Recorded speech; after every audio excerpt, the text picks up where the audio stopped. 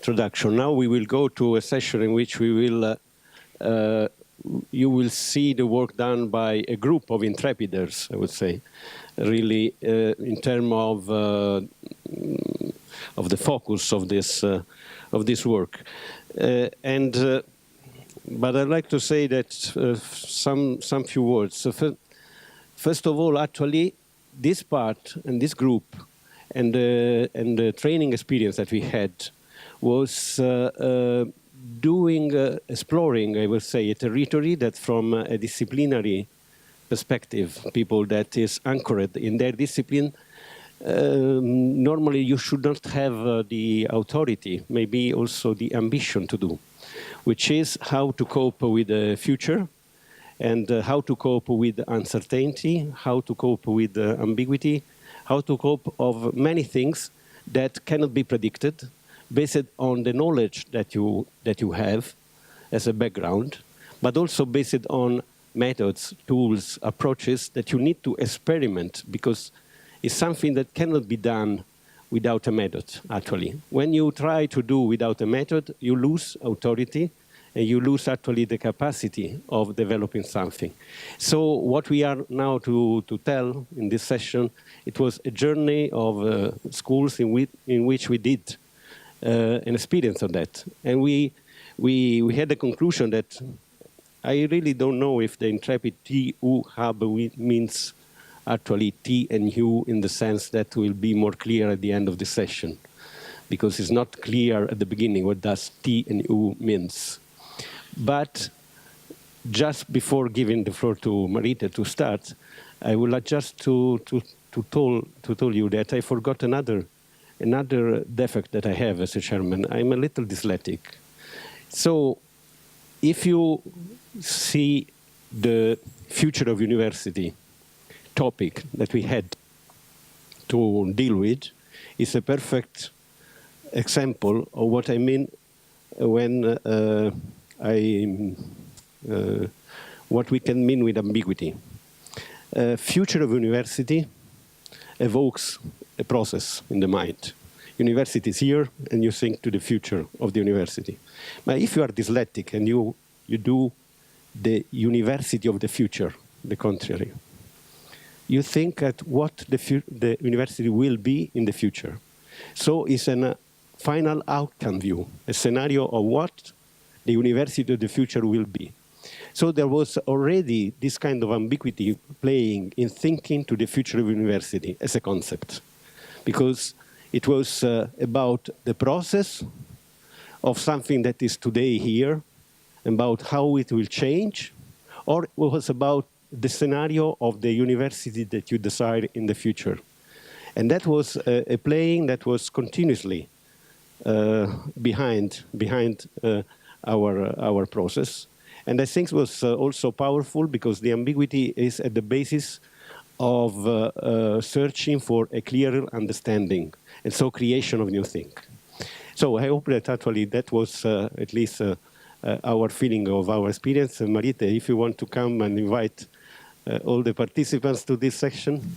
Okay, so good morning. So for the people that doesn't know me, I'm Marta Guevara. Actually, I have different hats in this INTREPID action. I represent the grant holder, I'm the web developer, and I have organized 2 of the 3 training schools that have taken place during this journey. And that's the hat that I like more. Actually, it's the one that is more related to what I do in Ercilia Foundation. Actually, this group of people have an aspiration, and is to create an an innovation and knowledge hub. And this innovation and knowledge hub, as its basis, is soil in the training schools that we have organized during this period. So I will give you a very quick overview of the training schools that we have organized, and then I will give the floor to some of the panelists so they describe in a more detailed way the approaches, frameworks, models that we have developed during this journey and for the training schools. Okay. Okay, the first training school actually was the first event in this Intrepid action that took place outside the academia.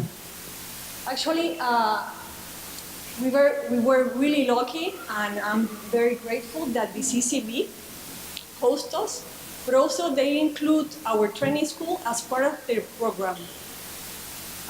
As you see, this first training school, the focus was on inter and transdisciplinary urban research. Okay. This first training school was organized around a common framework of sustainable urban research based on 5 competencies: system thinking, anticipatory, interpersonal, strategic, normative, and Jean-Paul, who is not with us, but Chantal works with them, beautifully add reflexivity. So during 4 days, experts from the academia, the business, and the public sector provide the methodological foundations of urban and transdisciplinary research. And in some cases, they merge participatory processes, scientific research, and artistic practices. I mean, it was a very interesting training school, but I left with the desire of organizing a more interactive, sort of more immersive experience in transdisciplinary collaboration. By that time, our working group 2 was changing focus to the future of university. So the second school, voila, this was about the future of universities as if sustainability mattered, a co-creation experience through Theory U journey. I don't know, I know that many of you know Theory U, but for those of you who doesn't know about it, Theory U is an awareness-based method for changing systems, and it was created at MIT. Here, as you see, we didn't focus on competencies. This is more on skills: seeing, sensing, presencing, prototyping, performing, and on disposition. Open mind, open heart, and open will. I mean, we set this challenge for the participants to think on how universities can be a positive force for transformation and change towards a more sustainable future. So we invited both trainers and trainees. Actually, this difference was really blurry in this event. Actually, these days I thought, actually, the only person who really knew about the background disciplines of each of the trainees was me. Nobody knew. I mean, and it was really diverse. I mean, so we spent a week envisioning the future of universities. And when tackling this question, how universities can be a positive force of transformation and change towards a sustainable future, other questions emerge. So some of the questions were like, should university give space to talk about individual purposes? How can universities boost our best human potential? About goals, are grades and promotions a good incentive? About system and organization, basically universities are hierarchical structures. So what other structure can replace that? Are universities a role model for the organizations we want to work with or be in, you know? About learning styles, do universities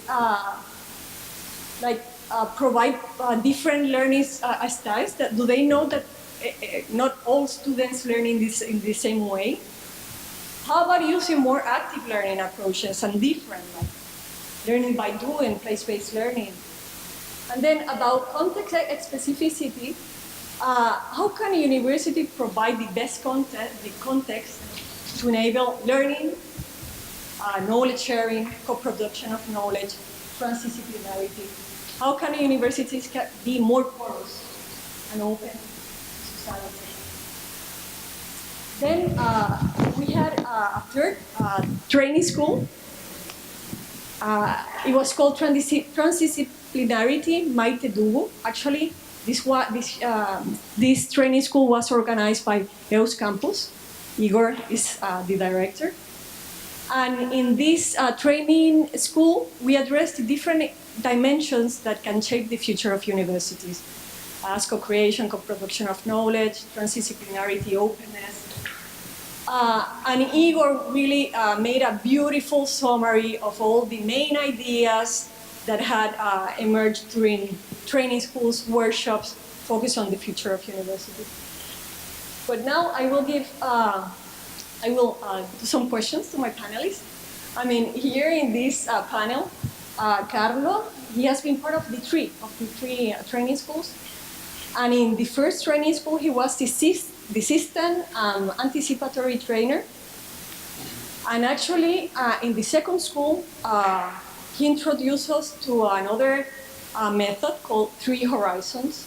So I would like to ask Carlo why you did it, and why you did it just at the beginning of the U learning. Thank you, Marita. Actually, I did because I thought it was a perfect method for the purpose that we had of thinking to the future. 3 Horizons is a methodology that has been developed by a group of scholars, and there is a network, there is a website, there are tutorials. So it's a methodology for supporting future thinking that I have to say is very effective, and I think also it's much used in many forward-looking exercises. To explain what the 3 Horizons are, I want to quote a beautiful page from Adam Smith in the theory of moral sentiments.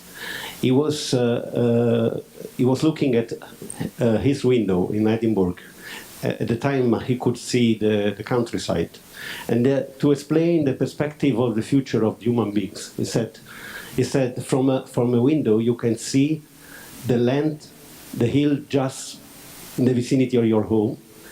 Then you can see a hill a little far, and then the horizon with the mountain on the back. This is a good metaphor of the 3 horizons, because the first horizon is what you have in the vicinity, what you are confident with, is the system which is working today. The second horizon is the hill just after this vicinity, something that you know that is changing, you can see, you don't know actually how it's changing, but something that more or less is shaped of something that you know more. And the third horizon is the mountains in the back, the land also of dream, of possibility. You don't know that land. And this is an important metaphor also from another point of view, because Adam Smith was telling this to say, but this vision of the horizons depends from the perspective of the observer. It's my window in my home. If I am a bird, if I go in the sky, all the horizon will become flat for me. So what is very important and what makes this a participatory foresight technique, not simply a foresight technique, is a method for letting people come together and put together their perspective of the future and discuss what is Horizon 1, what is in the vicinity, downloading the past, what is in the middle, in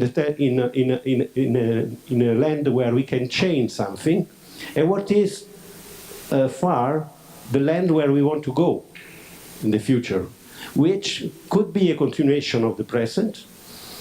And what happens if we continue the present? Could be dystopic, could be comfortable, or could be the future we want, something which is emerging or which we see some signal today.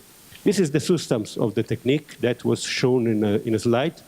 I don't need to go, that can be translated in questions. So the group were asked to think to this and to the future of university and develop this exercise of the 3 horizons. Was an exercise about the future of university. But the future of university, as I said, was inherently ambiguous because it could be the future of university, so what is in the vicinity of the university today changing, but it could be the university of the future, where we want to go in the future, which kind. So Horizon 3, which is the third horizon, is the horizon of the wildest possibilities in terms of change that we have discussed. In the next slides is a kind of mandala graph in which the future of university is at the center of a process of transition, because the other reason why I was proposing 3 horizon is that we are not in ordinary business as usual time. We are really in time in which we can see that we are in transition on many aspects.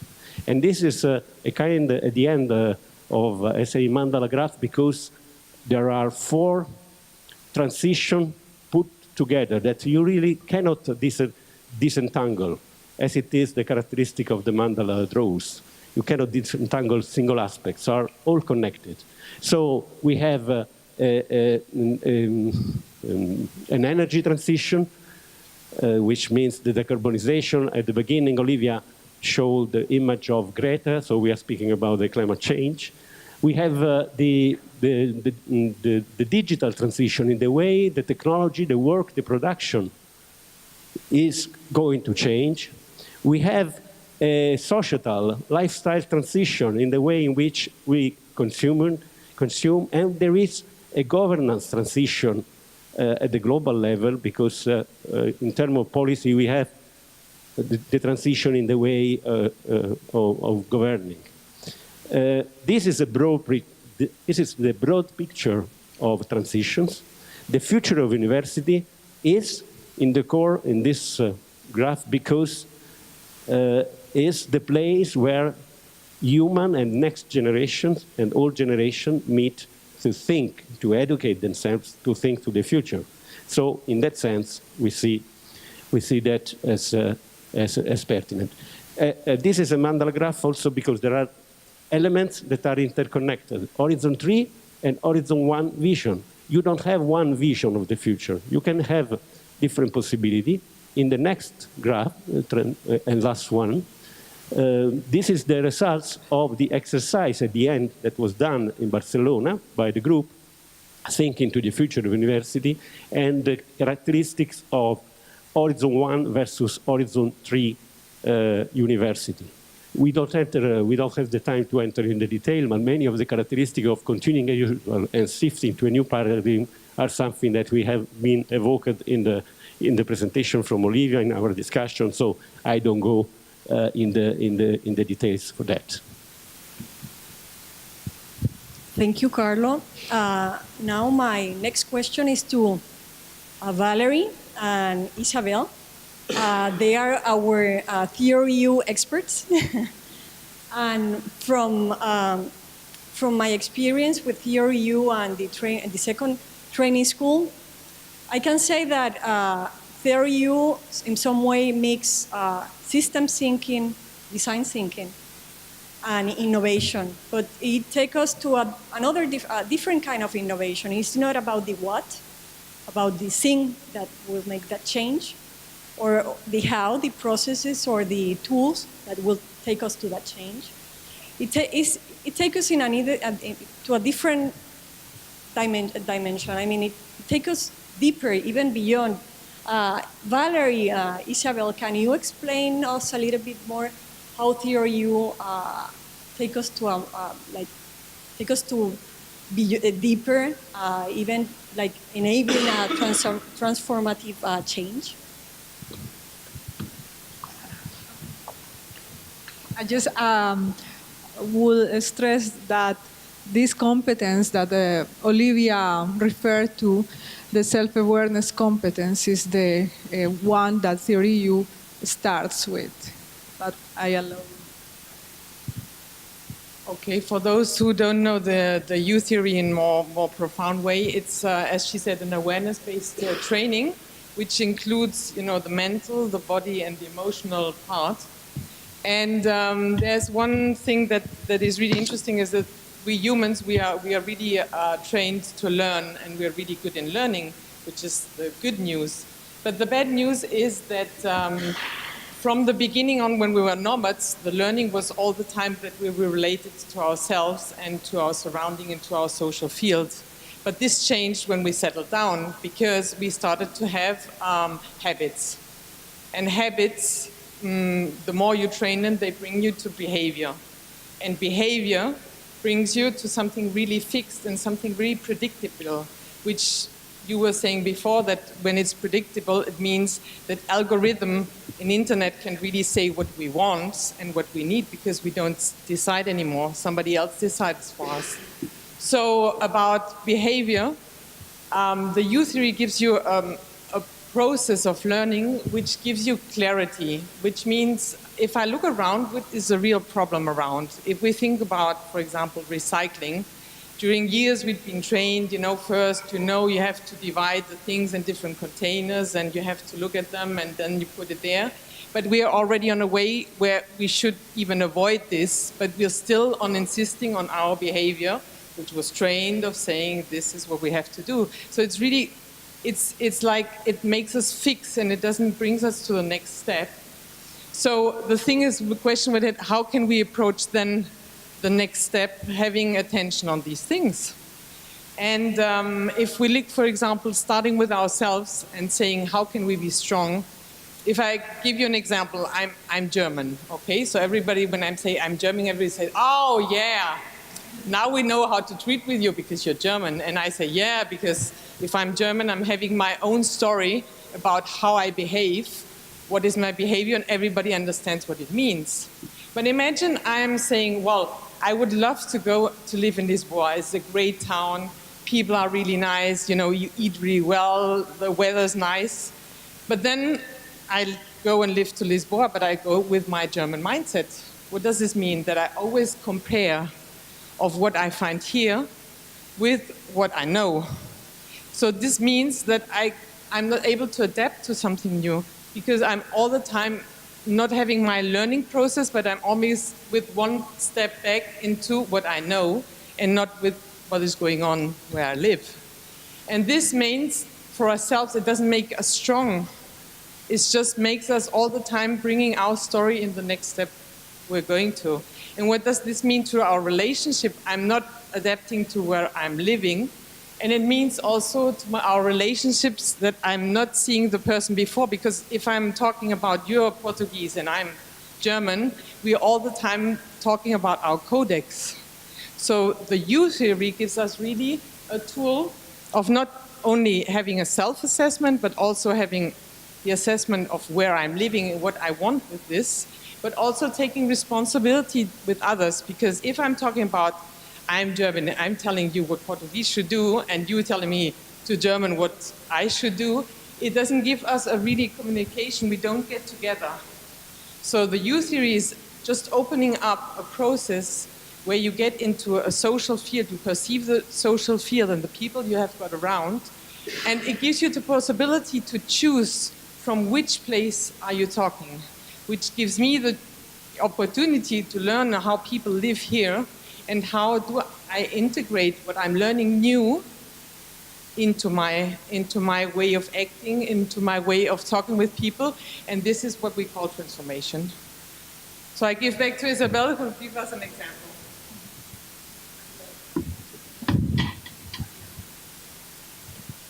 So we are in this awareness that everything changes around us, but we are people that want to develop attitudes because it makes us feel secure.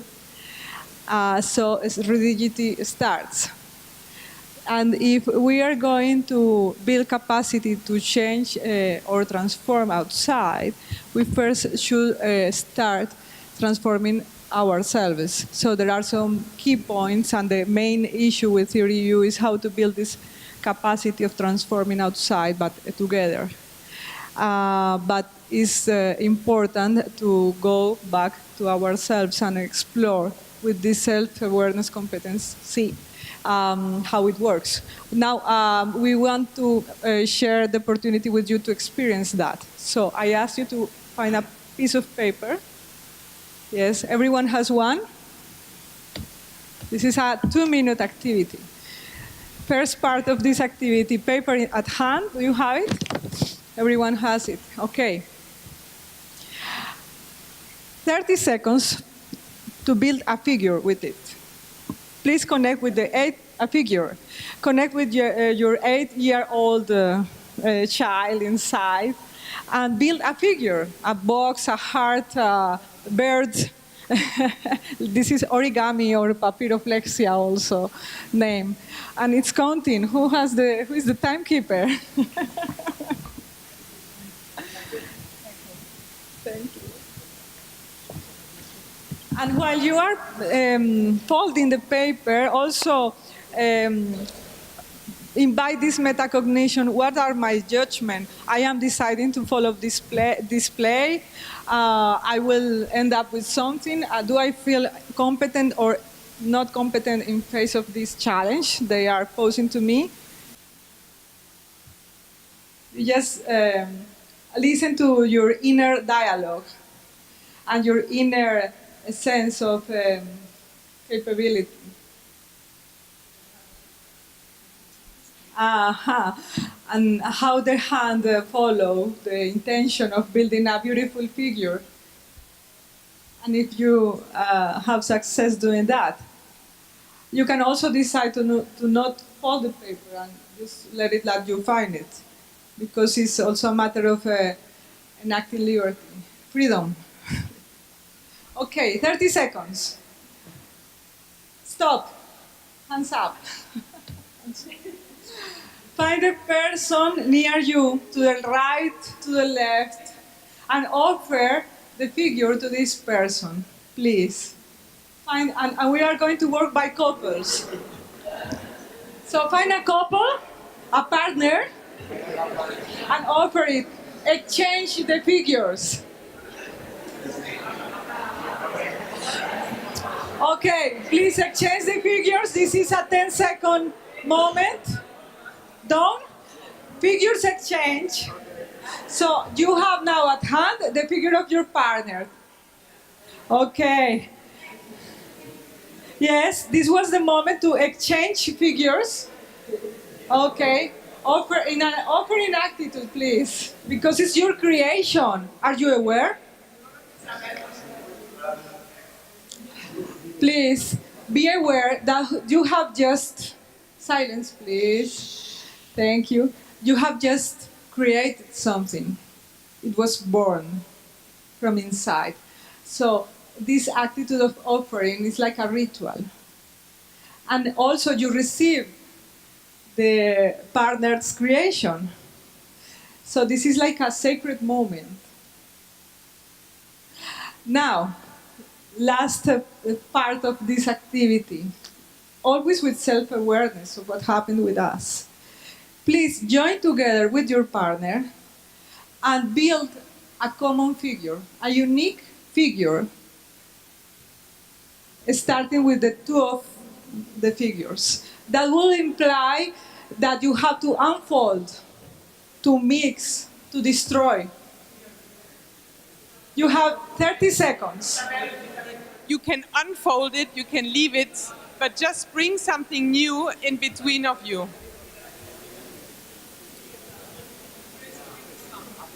You have also 30 seconds.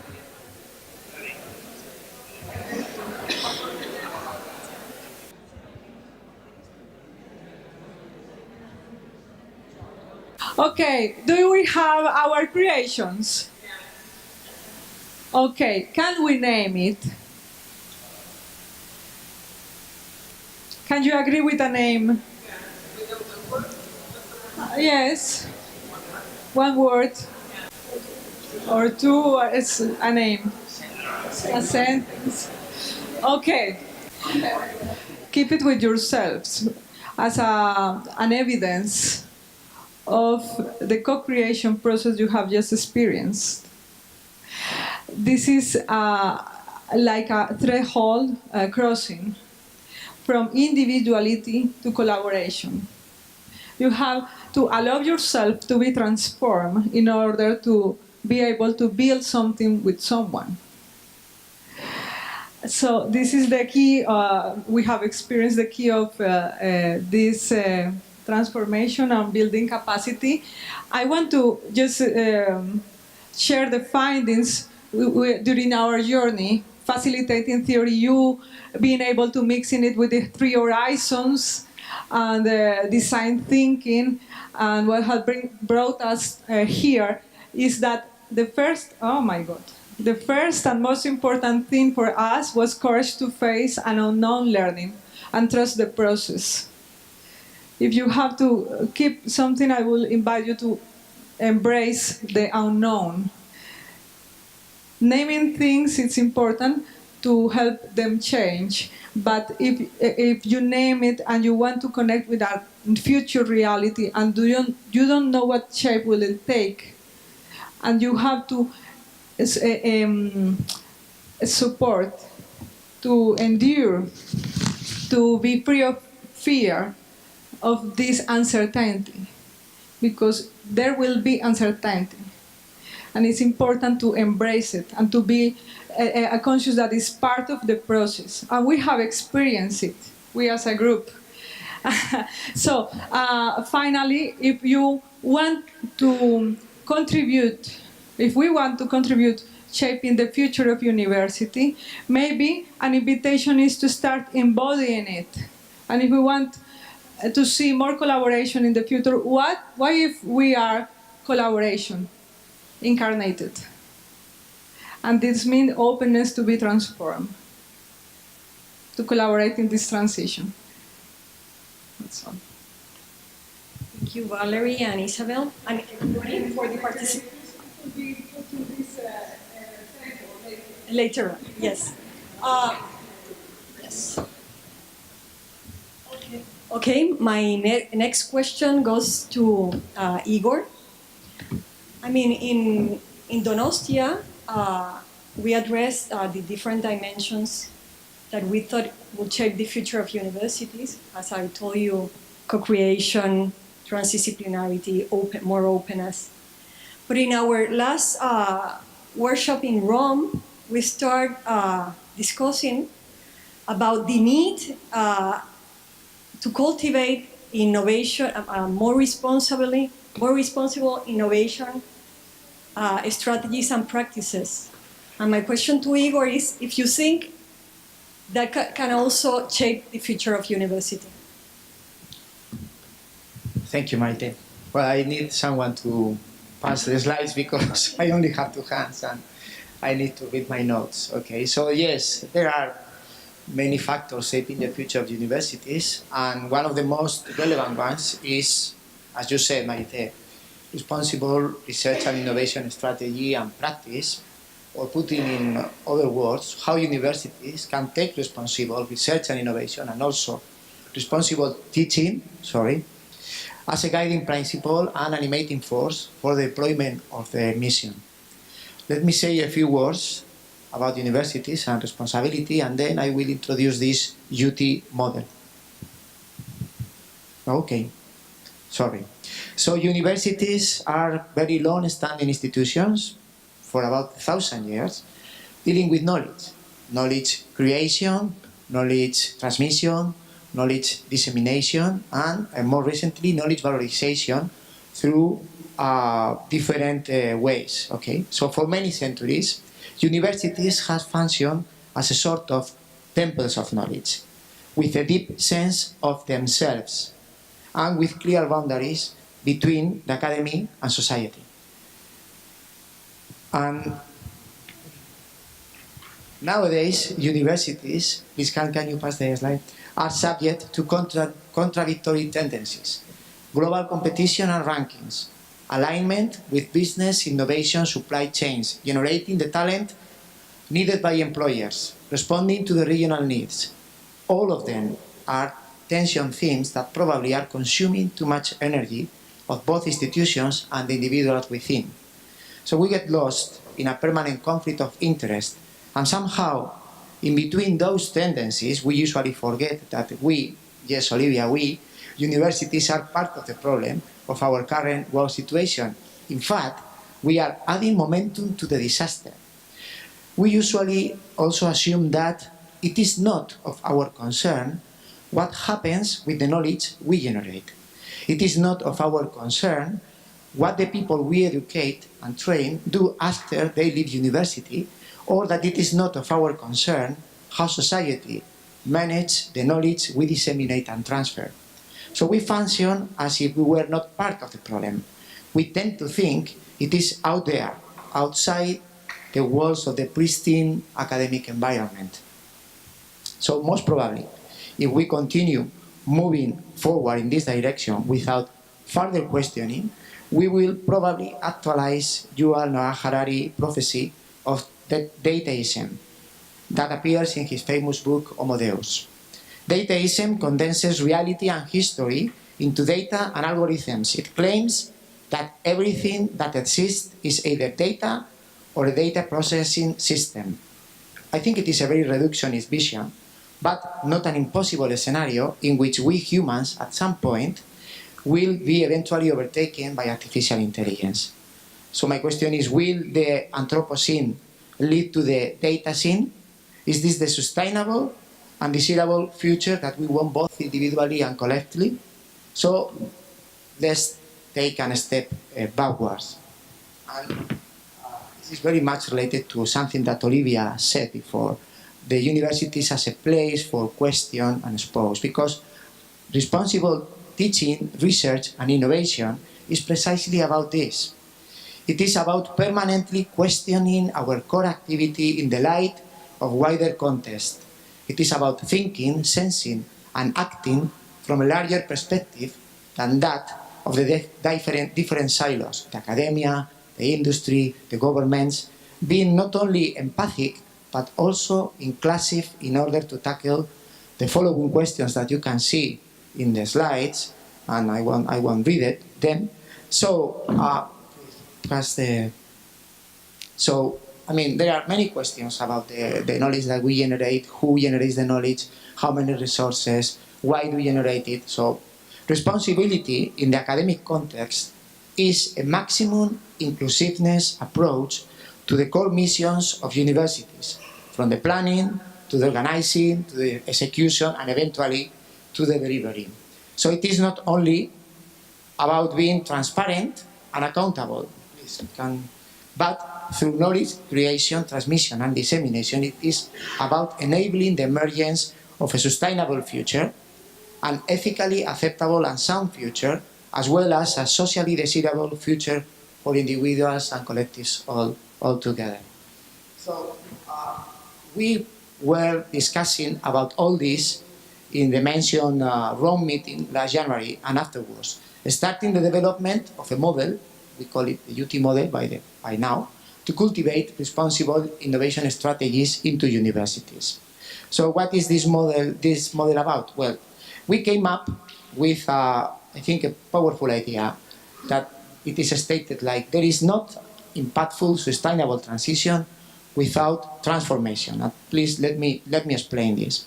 So transition can be thought in simple terms as a movement from system behavior A to system behavior B. Behaviors A and B are just forms of system operation. Transition is about the states of operation, the what, and the process and tools leading from one state to the other, the how. Theory U, as introduced by Marta and by Isabel and Valerie, is a grammar for understanding change. It directs our attention to the interior conditions, the blind spots, the sources from which we operate both individually and collectively. And at this point, let me recall one of the probably main statements of Theory U. And it says that form follows consciousness. Okay, which in other words can be stated as that the quality of the results achieved by any system, the operating form, is a function of the quality of the awareness that people in this system are operating from. Transformation means transcend the form. And if form follows consciousness, this means transcending our current state of consciousness.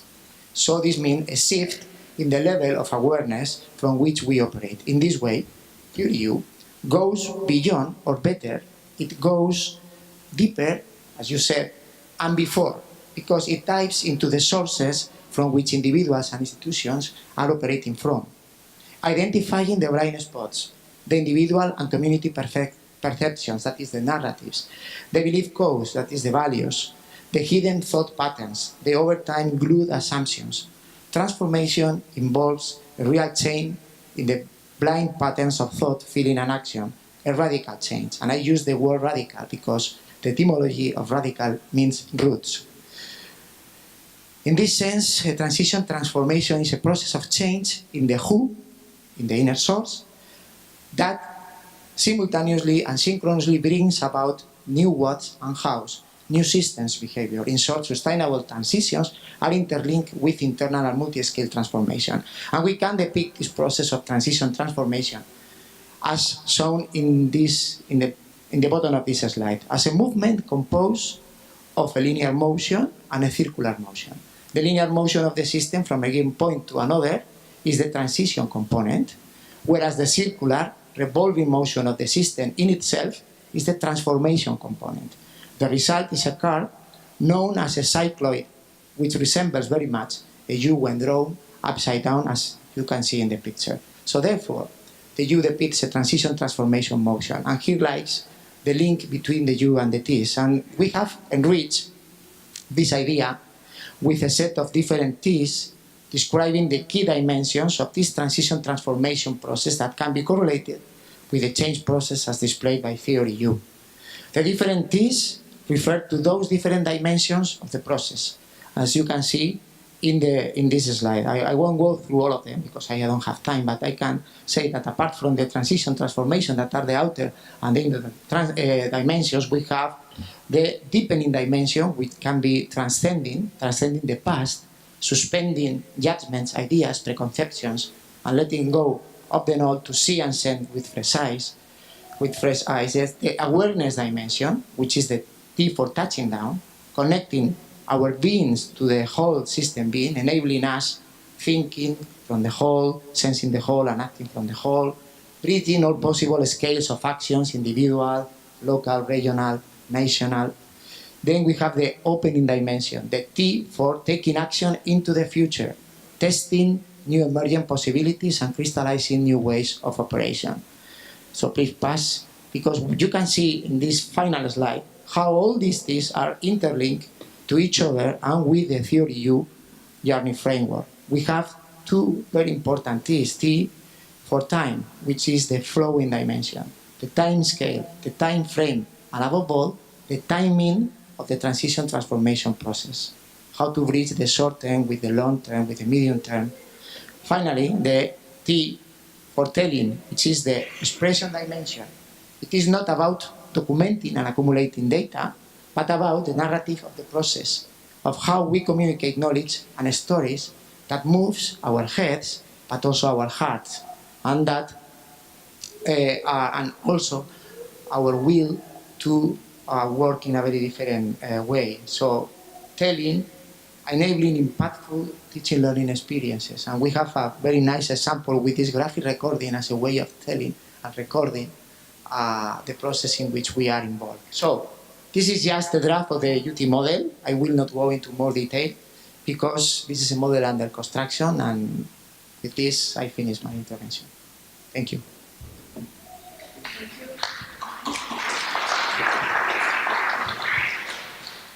Okay, my last questions to the representatives of the academia. Do you see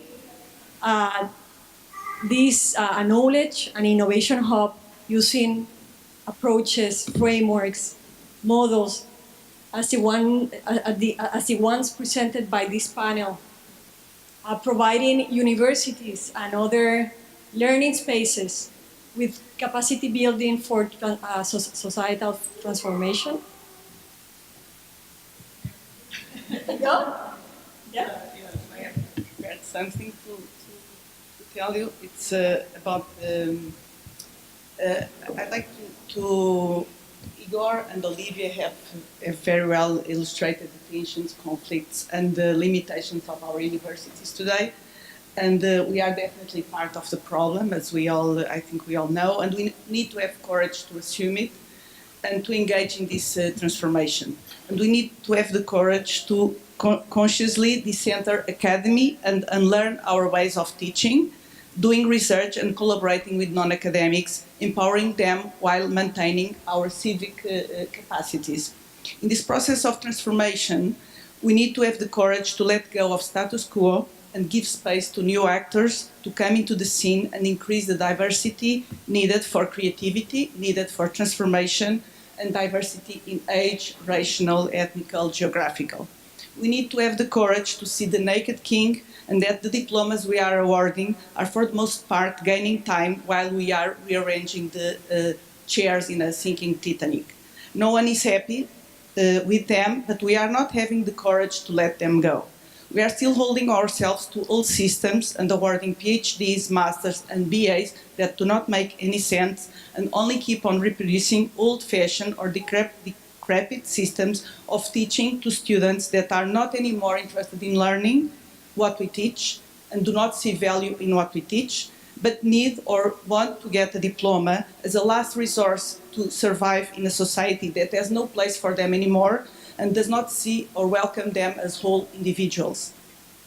We know that we need liquid institutions in which traditional organizational structures live together with emergence and knowledge and innovation hubs open to the necessary concurrence with external entities and actors. We also know that these new educational hubs come in different forms and shapes, offering new learning models approaches, like the Value Creator Group team will identify, or even the non-architecture group has imagined, non-architecture exhibition as imagined in the posters that we have seen. This transformation of the educational system requires new governance institutions for universities and willingness to work cooperatively and share the educational space with other educational institutions or knowledge and innovation hubs, universities, NGOs, foundations, whatever. And this cooperation must be embraced with open minds and hearts, like we have learned with you, with full awareness that we will emerge maybe something completely different. And that university as we know it, and ourselves as university academics, may not have the same place and certainly not the same power and status, but power and status will not be as important as they are now because we think of ourselves as complementary in this new educational ecosystem. Such transformation in the governance of universities requires responsible and courageous and humane, empathic and compassionate leadership. Leaders of all kinds, normally the top leaders are the most visible, but we are all, including students, leaders in our institutions, and we have unique capacities for this, and I think Gary will talk about this today. These leaders have an extremely important role in helping bridging what is now disconnected, the knowing-doing gap that Otto Scharmer talks about. Moreover, leaders will have the role of facilitating the inner shift we all need to become operating from the future space of possibility and to have the courage to let go of a university system that is enslaved, lives with the straitjackets of the system of rankings, rigid or narrow-minded ECTS, attributions, financial and human shortages, perverse incentives to professors and to educators, like the accreditation systems, publishing, citations, etc., etc. What are the entry points for this transformation of the educational system?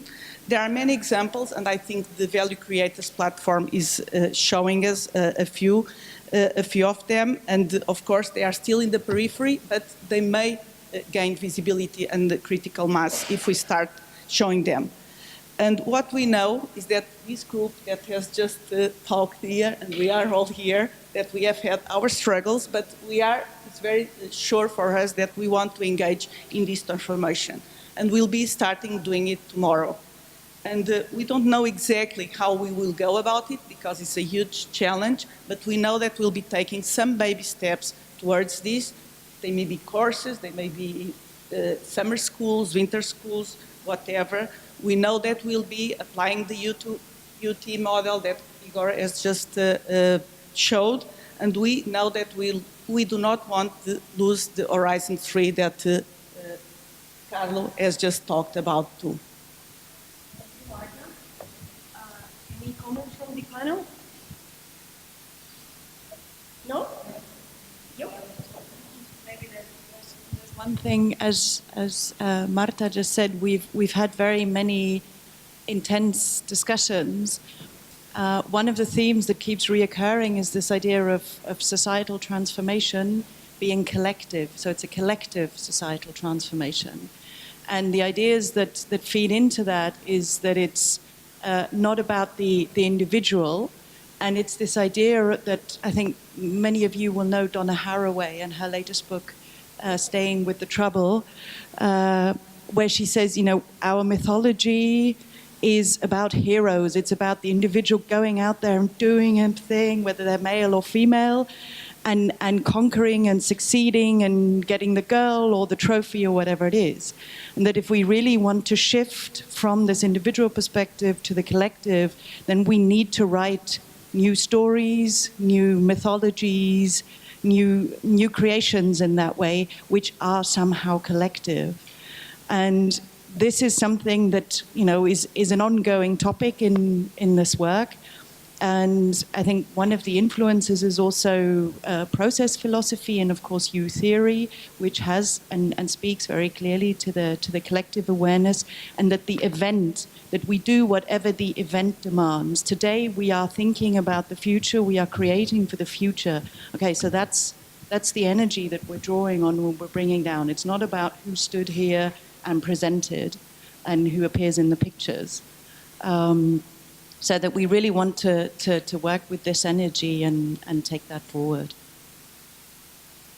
If I may add just one consideration is that, so I come from Politecnico di Torino, where we are engaged in a new process. We have a new rector, and so we are now head of the Italian network of the Sustainable University.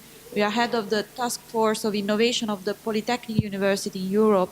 So we have the space to act as a leader in a transformative process. But still, I'm here, and there is no director of Turin here. So it's just a prompt to say, okay, we all agree with what we said, and that's why we are here. But it's the problem of the academia that we preach to already converted people always, no? So there's no people who is against our idea. So my next prompt is how to make an effort to involve the rector of University of Turin or the rector of the UPC, no? Because I agree that still seeds of transformation are needed as peripheral entities, as Marta says, and I agree with your vision. So there is a Pirandello quote that says it's far more easy to be a hero than a gentleman, because hero you can be once in a lifetime, and you can flag your hero's gesture, but a gentleman needs to be a gentleman every day. So I think it's easy, for us to say, yeah, we would do that. But then first we don't have to be alone, otherwise our energy will drop dramatically. And we are not alone. But then, how to involve a leader that can become a gentleman? we can also use tricks and hooks, like, hey, innovation is beautiful, so come here. But we need to block their bodies, because I do believe that there are positive seeds in current leaders, apart from Trump or Salvini. But there are many seeds of hope against those really frightening examples. So how do we make them sit here? Carlo wants to add something. No, if you can go to the slide about the 10 T elements, I want just to say something about clarifying that this was really a co-creation of, we name and has the You People group. I started with 4 T that were transition, transformation, transdisciplinary, and telling. And then we came out with thinking to these different aspects until the last one that just I told to Igor about trusting with H. I told you that I am a little dyslexic, and I read that as trusting without the H, trust for the energy. because was in the slide also visible, trust really at the core. So the energy comes from the trust of the people that is in this collaborative journey. And it's a matter of trust also with yourself, know that if you have trust in life, you are optimistic. If you have not trust, it's a totally different thing, and you start to say, in God do we trust? And you delegate to another level this. To say that these elements actually that we're putting together are all necessary for creating and recognizing the reality of this possibility of collaboratively going in a journey that can change things. Going to the level of how to scaling up is another matter. We will have to discuss a lot of that, because this is something that who is involved start to understand and will continue to do in that way. How to generalize this is really the big issue. So I really enjoyed your presentation, Olivia, and I think as an Intrepider since the beginning, I think it's really good, as Carlos said, that now there is a discourse, there's a story to tell, and I think that I invite you to go to every university to do this presentation, because I really think now we have a story to tell, as Carlos was saying. And my question, or I just wanted to share a concern. It's not really a question, but I think that my concern, I empathize a lot. I haven't learned youth theory. Unfortunately, I was not able to go to both training schools. I hope there is other opportunities. I leave my mark already that we can organize other things. But my concern is this issue of that Guido was saying. Are we creating a new silo of people that are so self-aware, are so open for transformation, that lose the capacity to empathize with those that are full of judgment, are full of habits, and are not wanting to change? And I think this is a big challenge, and I don't think that losing the capacity to have some similarities that allow us to communicate with these groups is the way to go. It's beautiful how you anticipate a possibility, a risk we have. And as satisfaction seekers and pain avoiders, we tend to cluster.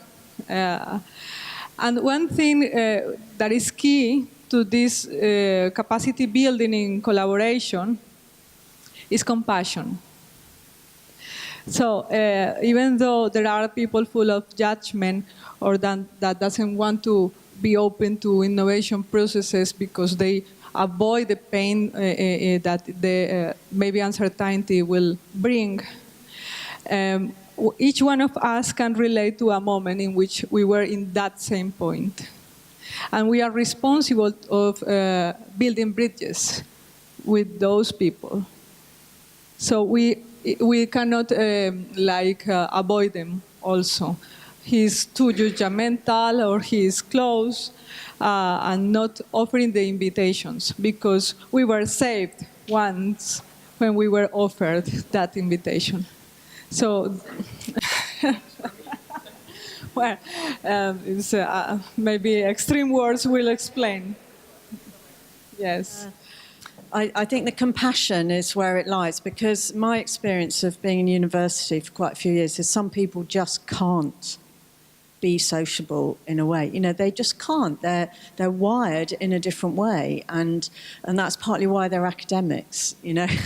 and that is borne out. And I mean, talking about university space that we're talking about, I spent quite a long time trying to sort out departments where in order to do some things you're saying, we need to work with each other and work in rooms together and some people just can't do that. You can see the anxiety on their face, and it's not that they don't want to, it's just that they physically can't. They're on a spectrum somewhere which leads them to be very brilliant, but they can't, you know. And I think that's where the compassion comes in, that we have to think of other ways to include people or let them be individual, geniuses who do very important work often, and I think that's where we have to have this,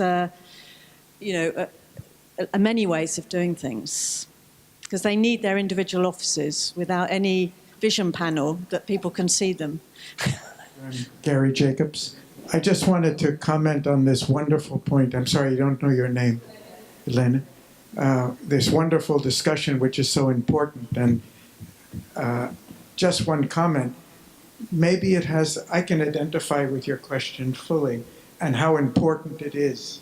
Because unless we overcome that gap, we're part of the problem, not the solution. And I think all of us go through a process of being in that limited framework and trying to come out of it. And if we're conscious of how we have come out of it, we will fully understand that. But the more relevant comment is, I think, maybe this difficulty is part of the issue of education we have to address. Because we've taught from an early age that the education is what we get individually. It's not a collaborative process. Now we are all discovering it's really about collaboration. It's really about relationship. So maybe that's an insight we have to come back to about the future of the university and the future of learning, is if from the beginning it's not a broadcast process where we each receive and compete with each other and are evaluated on how much we know. We're taught to think by ourselves, rather than, when I think the most creative processes are all when we think collectively as we're doing now. I would like to build on that, because my question mark, and this has been coming to me very recently, is how can we collaborate with the enemy? In that sense of being able to stretch so far to those people that are so different from us. And that's really a learning angle that I think we all need to learn, because we pretty much know how to learn, how to collaborate out of a power structure, but we still miss collaborating out of an unstructured, chaotic scenario. And that's where we are. And I leave that question mark on how can we learn to stretch ourselves to that point.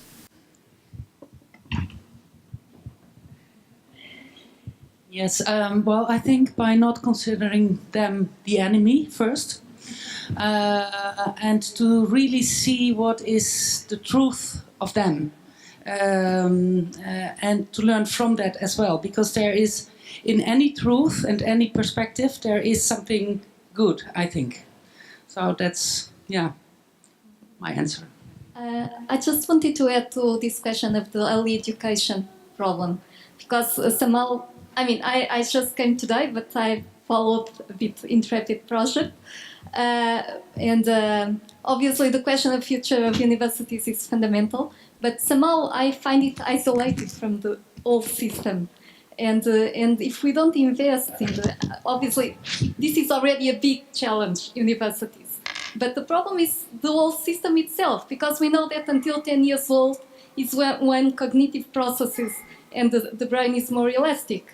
So if we don't invest in the primary school, that's where we have to invest, namely in this consciousness and awareness related with the whole world we are going to, well, they are going to build.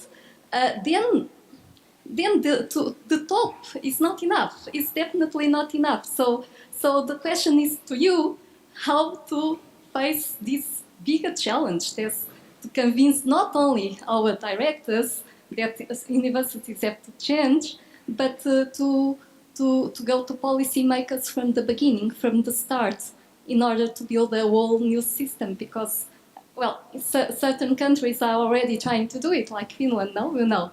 But how can we spread this to at least the Western world, if not? Angela, thank you. Just to say, obviously we were on the university arena in INTREPID, and that's what we've targeted, and we're very much aware. And whilst it's inevitably one system, I guess it depends also the timing that you think you have. This is the place that is shaping the next leadership. now in the next 5, 10 years.